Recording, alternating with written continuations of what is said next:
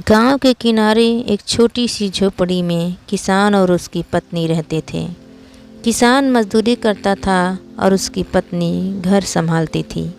दोनों की ज़िंदगी गरीबी की चक्की में पिस रही थी, पर फिर भी उनके बीच प्यार और समझदारी की कमी नहीं थी। उनके दो बेटे थे। पहला बेटा 6 साल का था और दूसरा 4 साल का। एक दिन की बात है, सर्दी का मौसम था। ठंडी हवाएं गांव में सन्नाटा बिखेर रही थी। किसान की पत्नी को कई दिनों से बुखार था, पर वह चुपचाप काम करती थी। किसान ने कहा, तू आराम कर ले, मैं हकीम को बुला लाता हूँ। पर किसान की पत्नी हंसकर टाल देती थी। वह कहती थी कि 2 दिन में ठीक हो जाऊंगी, पैसे कहाँ से लाएंगे हकीम के लिए। किसान चुप हो जाता, पर मन में एक बेचैनी सी घर कर जाती थी। 2 दिन बाद पत्नी की हालत बिगड़ गई। वह बिस्तर से उठ भी नहीं पा रही थी। किसान घबराया और गांव के हकीम को बुला लाया। हकीम ने देखकर कहा, इसे जल्दी शहर ले जाओ, गांव में इसका इलाज नहीं हो सकता। किसान के पास शहर जाने के लिए पैसे नहीं थे। उसने सोचा कि साहूकार से उधार ले लूं। वह साहूकार के पास गया। साहूकार ने किसान को ऊपर से नीचे तक देखा और बोला, पैसे तो दूंगा, पर ब्याज चुकाना पड़ेगा। हाँ, कुछ गिरवी रखना भी होगा। किसान के पास कुछ था ही नहीं सिवाय अपनी छोटी सी ज़मीन के टुकड़े के। उसने वह कागज़ रामलाल को दे दिया और 50 रुपये लेकर पत्नी को शहर ले गया।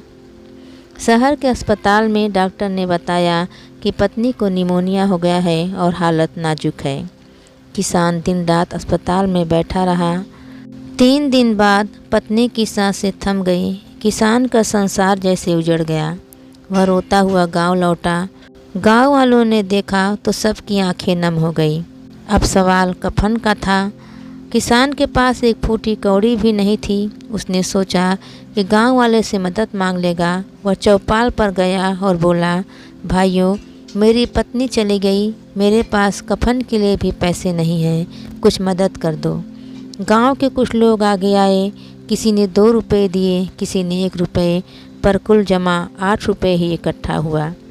कफन के लिए कम से कम 20 रुपये चाहिए थे। किसान निराश होकर घर लौट आया। रात हो गई। ठंडी हवा झोपड़ी के छेदों से भीतर घुस रही थी। किसान अपनी पत्नी के शव के पास बैठा था। बच्चे पास ही रो रहे थे। तभी उसे याद आया कि साहूकार से फिर उधार लिया जा सकता है। वह रात को ही साहूकार के घर पहुंचा। साहूकार ने दरवाज़ा खोला और गुस्से से बोला, अब क्या चाहिए? रात को भी चैन नहीं है।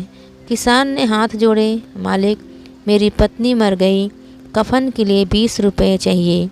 साहूकार ने ठंडी नज़र से देखा और बोला, पैसा दूंगा, पर अब तेरे पास गिरवी रखने को कुछ नहीं है, ब्याज दुगना होगा।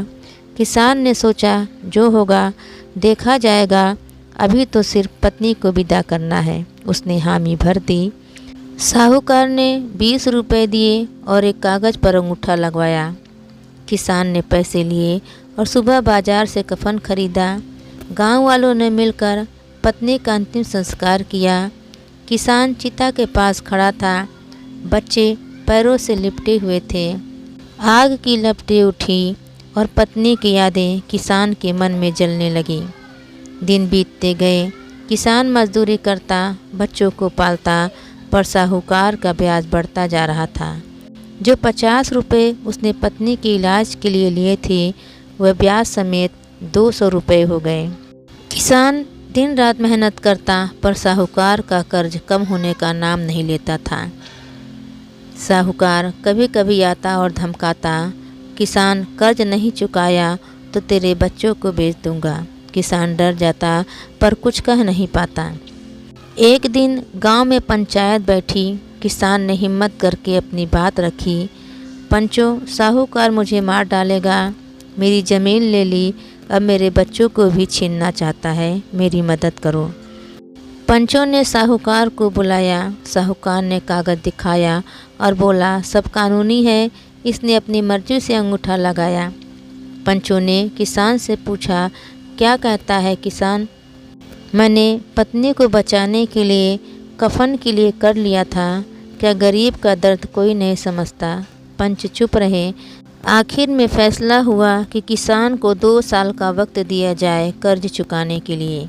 2 साल तक किसान ने हड्डियां तोड़ दी, खेतों में मजदूरी की, जंगल से लकड़ी काटी, यहाँ वहाँ काम ढूंढा।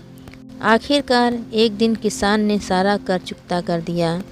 साहूकार को पैसे देकर उसने अपनी ज़मीन के कागज़ वापस लिए।